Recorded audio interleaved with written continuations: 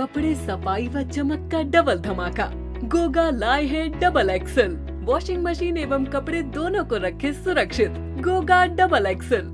गोगा देता है महंगे कपड़ों को सुरक्षा और आपके हाथों को भी बनाता है कोमल। कपड़ों में लाए चमक। Goga washing powder. श्री कृष्ण जन्मभूमि मंदिर केस के मुख्य याचिकाकर्ता दिनेश फलाहारी ने मुख्यमंत्री को पत्र लिखकर एक्स अकाउंट पर ट्वीट किया है और प्रार्थना की है कि मुसलमानों को हमारे त्योहारों से नफरत है, हमारे हिंदुओं को काफिर कहते हैं, फिर हमारे त्योहारों में व्यापार करने क्यों आते हैं। ये रामलीला में आते हैं, नवदुर्गा में आते हैं, मंदिरों के आसपास खड़े हो जाते हैं, लव जिहाद की घटना करते हैं, डांडिया नृत्य में महिलाओं को स्पर्श करते हैं, जिससे माहौल खराब होता है, अशांति फैलती है। इसलिए भाईजान को हमारे त्योहार से दूर रखें। त्योहार में शांति रहेगी। महामंडलेश्वर रामदास जी महाराज ने कहा कि बेधर्मी लोग टीका लगाकर भेष बदल कर आ जाते हैं और लव जिहाद की घटना को अंजाम देते हैं। अनमोल शास्त्री ने कहा कि इन लोगों को हमारे रामलीला से मतलब नहीं है। यह लोग आएंगे, डांडिया खेलेंगे, महिलाओं को स्पर्श करेंगे और माहौल खराब करेंगे। देवी प्रिया किशोरी भारद्वाज ने कहा कि मुसलमानों का प्रवेश मंदिरों में बंद होना चाहिए। यह बिन बुलाए आ जाते हैं। महामंडलेश्वर राधा नंदगिरी जी ने भी मुसलमानों पर पाबंदी का समर्थन किया है।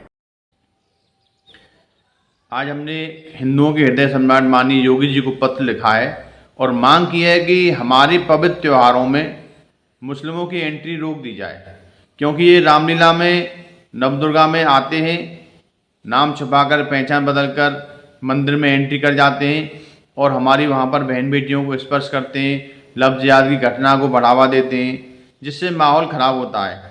हमारे सनातनी हिंदू तो शांति प्रिय हैं। हम चाहते हैं अपने त्योहारों को शांति से मनाएं, क्योंकि ये लोग जब भी आते हैं डांडिया खेलते हैं तो महिलाओं को स्पर्श करते हैं, कहीं पर लव जिहाद करते हैं, कहीं थूक जिहाद करते हैं। इनका काम ही है केवल माहौल को ख़राब करना। तो हम लोग इनसे दूर रहना चाहते हैं। जब हम इनके त्योहारों में नहीं जाते हैं तो ये हमारे त्योहारों में घुसपैठ करने का प्रयास क्यों करते हैं। अतः इनको रोका जाए, जिससे माहौल शांतिपूर्वक हम अपने त्योहारों को संपन्न कर सकें, हम अपनी बहन बेटियों को सुरक्षित घर पहुंचा सकें। कि जैसे रामलीला है या रासलीला है या नवरात्रि जागरण है, तो हमारी बहन बेटियां जो नवरात्रि जागरण करके दांडिया वगैरह में माँ भगवती के भजनों में नृत्य करती हैं या माँ जिस पे कृपा करती हैं, तो वहाँ विधर्मी लोग हिंदू बन के ऐसे आ जाते हैं, टीका लगा के, ड्रेस पहन के, और दांडिया में इस प्रकार उनके साथ नृत्य करते हैं और 2-4 दिन में ऐसा तालमेल बना लेते हैं विधर्मी कि उनको वहीं से भगा ले जाते हैं। और इसलिए हम सभी बहन बेटियों को और सभी बड़े नागरिकों को जो आयोजन करते हैं, कृपया आधार कार्ड देखकर ही अपने प्रोग्राम में एंट्री दें। और जैसे ही कोई लड़का अगर कुछ ऐसा दिख रहा है गलत प्रक्रिया करते हुए, तो फिर उसको जिम्मेदारी दे करके और उसे समझाएं अच्छे से, और सभी लोग सावधान रहें। ज़्यादा फैलता है।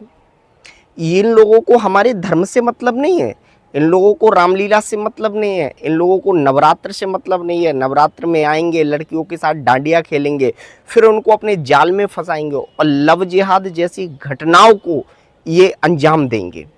आपको मैं बताना चाहता हूँ, इन लोगों से बिल्कुल दूरी बनाइए। इनको नवरात्र में, रामलीला में बिल्कुल आना ही नहीं चाहिए।